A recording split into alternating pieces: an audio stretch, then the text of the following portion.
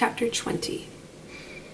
I had forgotten to draw my curtain, which I usually did, and also to let down my window blind. The consequence was that when the moon, which was full and bright, for the night was fine, came in her course to that space in the sky opposite my casement, and looked in at me through the unveiled panes, her glorious gaze roused me.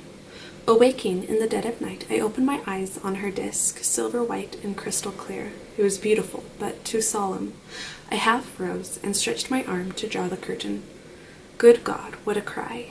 The night, its silence, its rest, was rent in twain by a savage, a sharp, a shrilly sound that ran from end to end of Thornfield Hall. My pulse stopped, my heart stood still, my stretched arm was paralyzed. The cry died and was not renewed. Indeed, whatever being uttered that fearful shriek could not soon repeat it. Not the widest winged condor on the Andes could, twice in succession, send out such a yell from the cloud shrouding his Eyre. The thing delivering such utterance must rest ere it could repeat the effort. It came out of the third story, for it passed overhead, and overhead, yes, in the room just above my chamber ceiling, I now heard a struggle, a deadly one, it seemed, from the noise, and a half-smothered voice shouted, "Help, help, help," 3 times, rapidly. "Will no one come?" it cried, and then, while the staggering and stamping went on wildly, I distinguished through plank and plaster, "Rochester, Rochester, for God's sake, come." A chamber door opened, someone ran or rushed along the gallery, another step stamped on the flooring above, and something fell, and there was silence. I had put on some clothes, though horror shook all my limbs. I issued from my apartment. The sleepers were all aroused. Ejaculations, terrified murmurs sounded in every room. Door after door unclosed. One looked out, and another looked out. The gallery filled. Gentlemen and ladies alike had quitted their beds, and, oh, what is it? Who is hurt? What has happened? Fetch a light. Is it a fire? Are there robbers? Where shall we run? Was demanded confusedly on all hands. But for the moonlight, they would have been in complete darkness. They ran to and fro. They crowded together. Some sobbed. Some stumbled. The confusion was inextricable. "Where the devil is Rochester?" cried Colonel Dent. "I cannot find him in his bed." "Here, here," was shouted in return. "Be composed, all of you. I'm coming." And the door at the end of the gallery opened, and Mr. Rochester advanced with a candle. He had just descended from the upper story. One of the ladies ran to him directly. She seized his arm. It was Miss Ingram. "What awful event has taken place?" said she. "Speak, let us know the worst at once." "But don't pull me down or strangle me," he replied, for the Misses Eshton were clinging about him now, and the 2 dowagers in vast white wrappers were bearing down on him like ships in full sail. All's right, he cried. "It's a mere rehearsal of Much Ado About Nothing. Ladies, keep off, or I shall wax dangerous." And dangerous he looked. His black eyes darted sparks. Calming himself by an effort, he added, "A servant has had the nightmare. That is all. She's an excitable, nervous person. She constructed her dream into an apparition, or something of that sort. No doubt has taken a fit with fright. Now then, I must see you all back into your rooms, for, till the house is settled, she cannot be looked after. Gentlemen, have the goodness to set the ladies the example. Miss Ingram, I am sure you will not fail in evincing superiority to your idle terrors. Amy and Louisa, return to your nests like a pair of doves, as you are. Miss Dames, to the dowagers, you will take cold, to a dead certainty, if you stay in this chill gallery any longer." And so, by dint of alternate coaxing and commanding, he contrived to get them all once more enclosed in their separate dormitories. I did not wait to be ordered back to mine, but retreated unnoticed I had left it. Not, however, to go to bed. On the contrary, I began and dressed myself carefully. The sounds I had heard after the scream and the words that had been uttered had probably been heard only by me, for they had proceeded from the room above mine. But they assured me that it was not a servant's dream which had thus struck horror through the house, and that the explanation Mr. Rochester had given was merely an invention framed to pacify his guests. I dressed then to be ready for emergencies. When dressed, I sat a long time by the window, looking out over the silent grounds and silvered fields, and waiting for I know not what. It seemed to me that some event must follow the strange cry, struggle, and call. No, stillness returned. Each murmur and movement ceased gradually, and in about an hour Thornfield Hall was again as hushed as a desert. It seemed that sleep and night had resumed their empire. Meantime, the moon declined. She was about to set. Not liking to sit in the cold and darkness, I thought I would lie down on my bed just as I was. I left the window and moved with little noise across the carpet. As I stood to take off my shoes, a cautious hand tapped low at the door. "Am I wanted?" I asked. "Are you up?" asked the voice I expected to hear, namely my master's. "Yes, sir." "And dressed?" "Yes." "Come out then, quietly." I obeyed. Mr. Rochester stood in the gallery holding a light. "I want you," he said. "Come this way, take your time, and make no noise." My slippers were thin. I could walk the matted floor as softly as a cat. He glided up the gallery and up the stairs and stopped in the dark, low corridor of the fateful third story. I had followed and stood at his side. "Have you a sponge in your room?" he asked in a whisper. "Yes, sir." "Have you any salts? Volatile salts?" "Yes." "Go back and fetch both." I returned, sought the sponge on the washstand, the salts in my drawer, and once more retraced my steps. He still waited. He held the key in his hand. Approaching one of the small black doors, he put it in the lock. He paused and addressed me again. "You don't turn sick at the sight of blood?" "I think I shall not. I have never been tried yet." I felt a thrill while I answered him, but no coldness and no faintness. "Just give me your hand," he said. "It will not do to risk a fainting fit." I put my fingers into his. "Warm and steady," was his remark. He turned the key and opened the door. I saw a room I remembered to have seen before, the day Mrs. Fairfax showed me over the house. It was hung with tapestry, but the tapestry was now looped up in one part, and there was a door apparent, which had then been concealed. This door was open. A light shone out of the room within. I heard thence a snarling, snatching sound, almost like a dog quarreling. Mr. Rochester, putting down his candle, said to me, "Wait a minute," and he went forward to the inner apartment. A shout of laughter greeted his entrance, noisy at first, and terminating in Grace Poole's own goblin ha, ha. She, then, was there. He made some sort of arrangement, without speaking, though I heard a low voice address him. He came out and closed the door behind him. "Here, Jane," he said, and I walked round to the other side of a large bed, which with its drawn curtains concealed a considerable portion of the chamber. An easy chair was near the bedhead. A man sat in it, dressed with the exception of his coat. He was still, his head leant back. His eyes were closed. Mr. Rochester held the candle over him. I recognized in his pale and seemingly lifeless face the stranger, Mason. I saw, too, that his linen on one side and one arm was almost soaked in blood. "Hold the candle," said Mr. Rochester, and I took it. He fetched a basin of water from the washstand. "Hold that," said he. I obeyed. He took the sponge, dipped it in, and moistened the corpse-like face. He asked for my smelling bottle and applied it to the nostrils. Mr. Mason shortly unclosed his eyes. He groaned. Mr. Rochester opened the shirt of the wounded man, whose arm and shoulder were bandaged. He sponged away blood, trickling fast down. "Is there immediate danger?" murmured Mr. Mason. "Pooh, no, a mere scratch. Don't be so overcome, man. Bear up. I'll fetch a surgeon for you now myself. You'll be able to be removed by morning, I hope. Jane," he continued, "sir, I shall have to leave you in this room with this gentleman for an hour, or perhaps 2 hours. You will sponge the blood as I do when it returns. If he feels faint, you will put the glass of water on that stand to his lips, and your salts to his nose.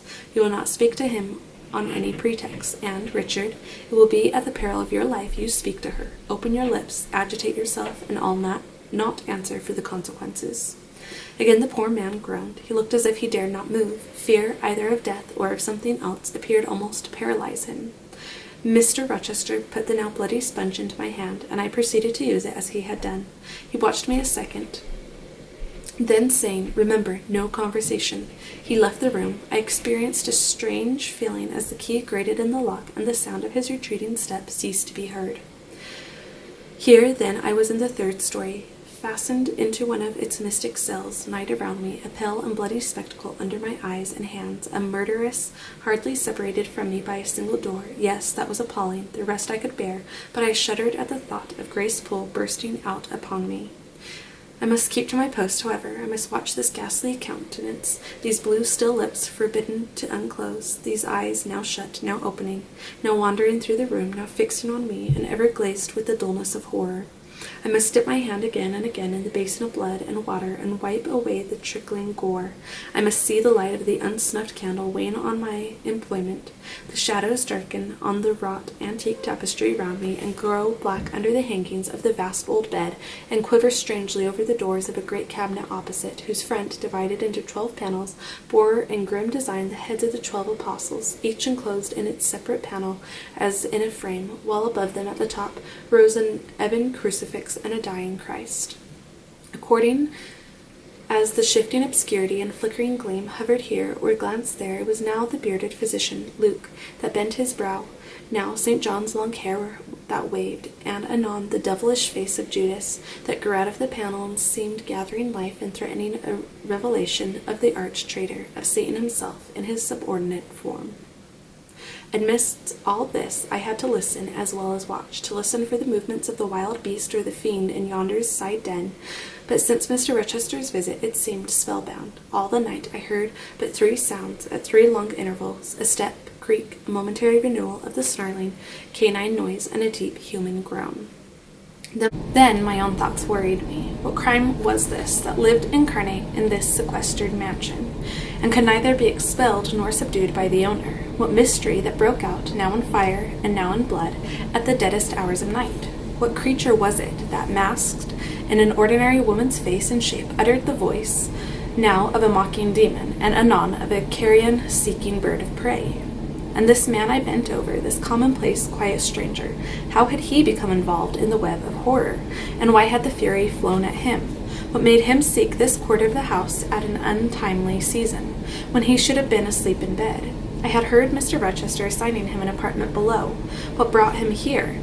And why now was he so tame under the violence or treachery done him? Why did he so quietly submit to the concealment Mr. Rochester enforced? Why did Mr. Rochester enforce this concealment? His guest had been outraged, his own life on a former occasion had been hideously plotted against, and both attempts he smothered in secrecy and sunk in oblivion. Lastly, I saw Mr. Mason was submissive to Mr. Rochester, that the impetuous will of the latter held complete sway over the inertness of the former. The few words which had passed between them assured me of this. It was evident that in their former intercourse the passive disposition of the one had been habitually influenced by the active energy of the other. Once then had arisen Mr. Rochester's dismay when he heard of Mr. Mason's arrival. Why had the mere name of this unresisting individual, whom his word now sufficed to control like a child, fallen on him a few hours since as a thunderbolt might fall on an oak? Oh, I could not forget his look and his paleness when he whispered, "Jane, I have got a blow, I have got a blow, Jane." I could not forget how the arm had trembled which he rested on my shoulder, and it was no light matter which could thus bow the resolute spirit and thrill the vigorous frame of Fairfax Rochester. "When will he come? When will he come?" I cried inwardly, as the night lingered and lingered, as my bleeding patient drooped, moaned, sickened, and neither day nor aid arrived. I had again and again held the water to Mason's white lips, again and again offered him the stimulating salts. My efforts seemed ineffectual. Either bodily or mental suffering, or loss of blood, or all 3 combined, were fast prostrating his strength. He moaned so and looked so weak, wild, and lost. I feared he was dying, and I might not even speak to him. The candle, wasted at last, went out. As it expired, I perceived streaks of gray light edging the window curtains. Dawn was then approaching. Presently I heard Pilot bark far below. Out of his distant kennel in the courtyard, hope revived. Nor was it unwarranted. In 5 minutes more, the grating key, the yielding lock, warned me my watch was relieved. It could not have lasted more than 2 hours. Many a week has seemed shorter. Mr. Rochester entered, and with him the surgeon he had been to fetch. "Now, Carter, be on the alert," he said to this last. "I give you but half an hour for dressing the wound, fastening the bandages, getting the patient downstairs and all. But is he fit to move, sir?" "No doubt of it. It is nothing serious. He is nervous. His spirits must be kept up. Come, set to work." Mr. Rochester drew back the thick curtain, drew up the Holland blind, let in all the daylight he could, and I was surprised and cheered to see how far dawn was advanced, what rosy streaks were beginning to brighten the east. Then he approached Mason, whom the surgeon was already handling. "Now, my good fellow, how are you?" he asked. "She's done for me, I fear," was the faint reply. "Not a whit. Courage. This day fortnight you'll hardly be a pin the worse of it. You've lost a little blood, that's all. Carter, assure him there's no danger." "I can do that conscientiously," said Carter, who had now undone the bandages. "Only I wish I could have got here sooner. He would not have bled so much. But how is this? The flesh on the shoulder is torn as well as cut. The wound was not done with a knife. There have been teeth here." "She bit me," he murmured. "She worried me like a tigress when Rochester got the knife from her." "You should not have yielded. You should have grappled with her at once," said Mr. Rochester. "But under such circumstances, what could one do?" returned Mason. "Oh, it was frightful," he added, shuddering, "and I did not expect it. She looked so quiet at first." "I warned you," was his friend's answer. "I said be on your guard when you go near her. Besides, you might have waited till tomorrow and had me with you. It was mere folly to attempt the interview tonight, and alone. I thought I could have done some good." "You thought? You thought?" "Yes, it makes me impatient to hear you. But however, you have suffered, and are likely to suffer enough for not taking my advice, so I'll say no more. Carter, hurry, hurry. The sun will soon rise, and I must have him off." "Directly, sir. The shoulder is just bandaged. I must slip to this other wound in the arm. She has had her teeth here too, I think. She sucked the blood. She said she drained my heart," said Mason. I saw Mr. Rochester shudder. A singularly marked expression of disgust, horror, hatred warped his countenance, almost to distortion, but he only said, "Come, be silent, Richard, and never mind her gibberish. Don't repeat it." "I wish I could forget it," was the answer. "You will when you are out of the country. When you get back to Spanish Town, you may think of her as dead and buried, or rather, you need not think of her at all." "Impossible to forget this night." "It is not impossible. Have some energy, man. You thought you were as dead as a herring 2 hours since, and you are all alive and talking now. There, Carter has done with you, or nearly so. I'll make you decent in a trice. Jane," he turned to me for the first time since his re-entrance, "take this key, go down into my dressing room, open the top drawer of the wardrobe, and take out a clean shirt and neck handkerchief. Bring them here, and be nimble." I went, sought the repository he had mentioned, found the articles named, and returned with them. "Now," said he, "go to the other side of the bed while I order his toilet, but don't leave the room. You may be wanted again." I retired as directed. "Was anybody stirring below when you went down, Jane?" inquired Mr. Rochester presently. "No, sir. All was very still." "We shall get you off cannily, Dick, and it will be better both for your sake and for that of the poor creature in yonder. I have striven long to avoid exposure, and I should not like it to come at last. Here, Carter, help him on with his waistcoat. Where did you leave your furred cloak? You can't travel a mile without that, I know, in this damned cold climate. In your room, Jane, run down to Mr. Mason's room, the one next mine, and fetch a cloak you will see there." Again I ran, and again returned bearing an immense mantle, lined and edged with fur. "Now I have another errand for you," said my untiring master. "You must away to my room again. What a mercy you are shod with velvet, Jane. A clod-hopping messenger would never do at this juncture. You must open the middle drawer of my toilet table and take out a little phial and a little glass you will find there. Quick." I flew thither and back, bringing the desired vessels. "That's well. Now, doctor, I shall take the liberty of administering a dose myself, on my own responsibility. I got this cordial at Rome, of an Italian charlatan. A fellow you would have kicked, Carter. It is not a thing to be used indiscriminately, but it is good upon occasion, as now, for instance. Jane, a little water." He held out the tiny glass, and I half filled it from the water bottle on the washstand. "That will do. Now wet the lip of the phial." I did so. He measured 12 drops of crimson liquid and presented it to Mason. "Drink, Richard. It will give you the heart you lack for an hour or so. But will it hurt me? Is it inflammatory? Drink, drink, drink." Mr. Mason obeyed, because it was evidently useless to resist. He was dressed now. He still looked pale, but he was no longer gory and sullied. Mr. Rochester let him sit 3 minutes after he had swallowed the liquid. He then took his arm. "Now I am sure you can get on your feet," he said. "Try." The patient rose. "Carter, take him under the other shoulder. Be of good cheer, Richard. Step out. That's it." "I do feel better," remarked Mr. Mason. "I am sure you do. Now, Jane, trip on before us, away to the back stairs, and bolt the side passage door, and tell the driver of the post-chaise you will see in the yard, or just outside, for I told him not to drive his rattling wheels over the pavement, to be ready. We are coming, and Jane, if anyone is about, come to the foot of the stairs and hem." It was by this time 5:30, and the sun was on the point of rising, but I found the kitchen still dark and silent. The side passage door was fastened. I opened it with as little noise as possible. All the yard was quiet, but the gate stood wide open, and there was a post-chaise with horses ready harnessed, and driver seated on the box stationed outside. I approached him and said the gentlemen were coming. He nodded. Then I looked carefully round and listened. The stillness of early morning slumbered everywhere. The curtains were yet drawn over the servants' chamber windows. Little birds were just twittering in the blossom-blanched orchard trees, whose boughs drooped like white garlands over the wall enclosing one side of the yard. The carriage horses stamped from time to time in their closed stables. All else was still. The gentleman now appeared. Mason, supported by Mr. Rochester, and the surgeon seemed to walk with tolerable ease. They assisted him into the chaise. Carter followed. "Take care of him," said Mr. Rochester to the latter, "and keep him at your house till he is quite well. I shall ride over in a day or two to see how he gets on. Richard, how is it with you? The fresh air revives me, Fairfax. Leave the window open on his side, Carter. There is no wind. Good-bye, Dick." Fairfax, well, what is it? Let her be taken care of. Let her be treated as tenderly as may be. Let her— He stopped and burst into tears. "I do my best, and I have done it, and will do it," was the answer. He shut up the chaise door, and the vehicle drove away. "Yet would to God there was an end of all this," added Mr. Rochester, as he closed and barred the heavy yard gates. This done, he moved with slow step and abstracted air towards a door in the wall bordering the orchard. I, supposing he had done with me, prepared to return to the house. Again, however, I heard him call, "Jane." He had opened the portal and stood at it, waiting for me.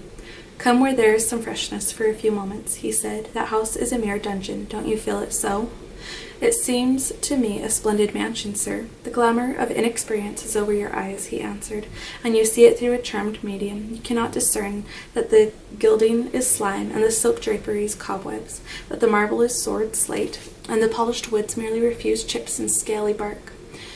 Now here," he pointed to the leafy enclosure we had entered, "all is real, sweet, and pure." He strayed down a walk edged with box, with apple trees, pear trees, and cherry trees on one side, and a border on the other, full of all sorts of old-fashioned flowers, stocks, sweet williams, primroses, pansies, mingled with southern wood, sweet briar, and various fragrant herbs.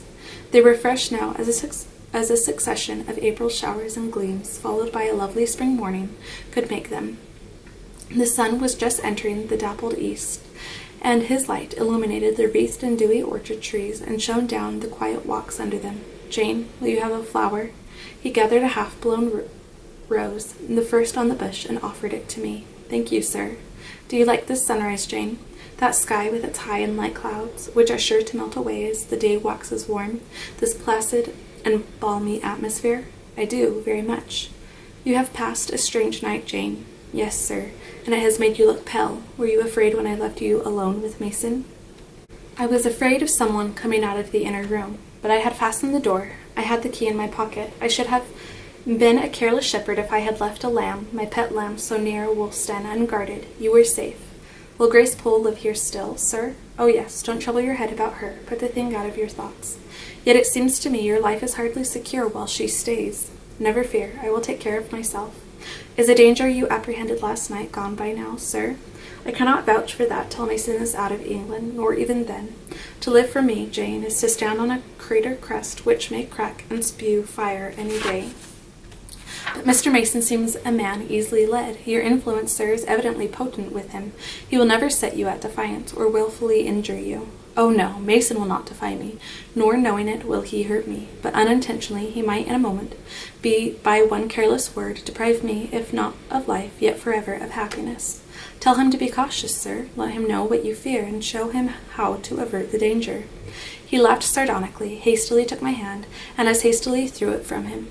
"If I could do that, simpleton, where would the danger be? Annihilated in a moment. Ever since I have known Mason, I have only had to say to him, 'Do that,' and the thing has been done. But I cannot give him orders in this case. I cannot say, 'Beware of harming me, Richard,' for it is imperative that I should keep him ignorant that harm to me is possible. Now you look puzzled, and I will puzzle you further. You are my little friend, are you not? I like to serve you, sir, and to obey you in all that is right." "Precisely. I see you do. I see genuine contentment in your gait and mien, your eye and face, when you are helping me and pleasing me, working for me and with me, in, as you characteristically say, all that is right. For if I bid you do what you thought wrong, there would be no light-footed running, no neat-handed illusory. No lively glance and animated complexion. My friend would then turn to me, quiet and pale, and would say, "No, sir, that is impossible. I cannot do it, because it is wrong," and would become immutable as a fixed star. "Well, you too have power over me, and may injure me, yet I dare not show you where I am vulnerable, lest, faithful and friendly as you are, you should transfix me at once. You have no more to fear from Mr. Mason than you have from me, sir. You are very safe." "God grant it may be so. Here, Jane, is an arbor. Sit down." The arbor was an arch in the wall lined with ivy. It contained a rustic seat. Mr. Rochester took it, leaving room, however, for me, but I stood before him. "Sit," he said. "The bench is long enough for two. You don't hesitate to take a place at my side, do you? Is that wrong?" I answered him by assuming it. To refuse would, I felt, have been unwise. "Now, my little friend, while the sun drinks the dew, while all the flowers in this old garden awake and expand, and the birds fetch their young ones' breakfast out of the thornfield, and the early bees do their first spell of work, I'll put a case to you, which you must endeavor to suppose your own. But first look at me, and tell me you are at ease, and not fearing that I err in detaining you, or that you err in staying." "No, sir, I am content." "Well then, Jane, call to aid your fancy. Suppose you were no longer a girl, well reared and disciplined, but a wild boy indulged from childhood upwards. Imagine yourself in a remote foreign land. Conceive that you there committed a capital error, no matter of what nature or from what motives, but one whose consequences must follow you through life and taint all your existence. Mind, I don't say a crime. I am not speaking of shedding of blood or any other guilty act which might make the perpetrator amiable to the law. My word is error. The result of what you have done become in time to you utterly insupportable. You take measures to obtain relief, unusual measures, but neither unlawful nor culpable. Still you are miserable, for hope has quitted you on the very confines of life. Your sun at noon darkens, and the eclipse, which you feel, will not leave it till the time of setting. Bitter and base associations have become the sole food of your memory. You wander here and there, seeking rest and exile, happiness and pleasure. I mean in heartless, sensual pleasure, such as dulls intellect and blights feeling. Heart-weary and soul-withered, you come home after years of voluntary banishment. You make a new acquaintance. How or where, no matter, you find in this stranger much of the good and bright qualities which you have sought for 20 years, and never before encountered. And they are all fresh, healthy, without soil, and without taint. Such society revives, regenerates. You feel better days come back, higher wishes, purer feelings. You desire to recommence your life, and to spend what remains to you of days in a way more worthy of an immortal being. To attain this end, are you justified in overleaping an obstacle of custom, a mere conventional impediment, which neither your conscience sanctifies nor your judgment approves? He paused for an answer, and what was I to say? Oh, for some good spirit to suggest a judicious and satisfactory response. Vain aspiration. The west wind whispered in the ivy around me, but no gentle Ariel borrowed its breath as a medium of speech. The birds sang in the treetops, but their song, however sweet, was inarticulate. Again Mr. Rochester propounded his query. Is the wandering and sinful, but now rest-seeking and repentant man justified in daring the world's opinion in order to attach to him forever this gentle, gracious, genial stranger, thereby securing his own peace of mind and regeneration of life? Sir, I answered, a wanderer's repose or a sinner's reformation should never depend on a fellow creature. Men and women die, philosophers falter in wisdom, and Christians in goodness. If any one you know has suffered and erred, let him look higher than his equals for strength to amend and solace to heal. But the instrument, God who does the work, ordains the instrument. I have myself, I tell it you without parable, been a worldly, dissipated, restless man, and I believe I have found the instrument for my cure in... He paused. The birds went on caroling, the leaves lightly rustling. I almost wondered they did not check their song and whispers to catch the suspended revelation, but they would have had to wait many minutes. So long was the silence protracted. At last I looked up at the tardy speaker. He was looking eagerly at me. Little friend, said he, in quite a changed voice, while his face changed too, losing all its softness and gravity and becoming harsh and sarcastic. You have noticed my tender penchant for Miss Ingram. Don't you think if I married her, she would regenerate me with a vengeance. He got up instantly, went quite to the other end of the walk, and when he came back, he was humming a tune. Jane, Jane, said he, stopping before me, you are quite pale with your vigils. Don't you curse me for disturbing your rest? Curse you? No, sir. Shake hands in confirmation of the word. What cold fingers. They were warmer last night when I touched them at the door of the mysterious chamber. Jane, when will you watch with me again? Whenever I can be useful, sir. For instance, the night before I am married. I am sure I shall not be able to sleep. Will you promise to sit up with me to bear me company? To you I can talk of my lovely one, for now you have seen her and know her. Yes, sir. She's a rare one, is she not, Jane? Yes, sir. A strapper, a real strapper, Jane. Big, brown, and buxom, with hair just as the ladies of Carthage must have had. Bless me, there's Dent and Lynn in the stables. Go in by the shrubbery, and through that wicket. As I went one way, he went another, and I heard him in the yard saying cheerfully, Mason got the start of you all this morning. He was gone before sunrise. I rose at 4 to see him off.